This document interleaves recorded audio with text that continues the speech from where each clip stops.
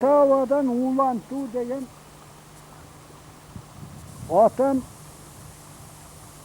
ушинтип тертип алса эле мына алабе деп коет.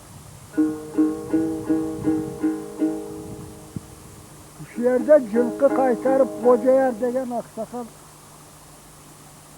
мына кокту о жокоракта барып туруп бир жылга чыгып кетет, алабе деп коет. Күндөсү бая жылкыларды күндө жыл карышкы жеп кетет, кайтарып үңкүрдүн ичинде отурганда бир карышкыр келет дагы үңкүрдүн үстүндө ошол уктап калбайын деп күүсү чертип отуруп карышкыр